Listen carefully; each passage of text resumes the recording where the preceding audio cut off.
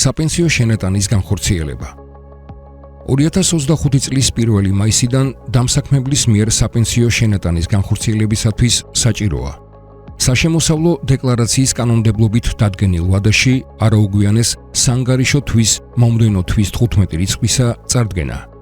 ამავე ვადაში არაუგვიანეს სანგარიშო თვის მომდევნო თვის 15 რიცხვის 24 საათამდე საშემოსავლო დეკლარაციის გათვალისწინებით საპენსიო შენატანების მოცულობის შესაბამისი თანხის საპენსიო ფონდის ნომინალურ მფლობელობის სანგარიშზე გადარიცხვა და დამსაქმებლის ელექტრონულ გვერდზე ასახვა.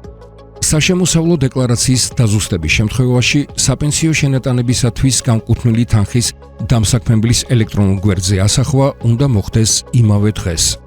დამსაქმებლის მიერ საპენსიო ფონდის ნომინალური მფლობელობის ანგარიშზე გადარიცხული თანხა აისახება დამსაქმებლის ელექტრონულ გვერდზე საბალანსო თანხის სახით, რომლის გადამოწმება დამსაქმებელს შეუძლია ნებისმიერ დროს საპენსიო ფონდის ელექტრონულ სისტემაში მის გვერდზე.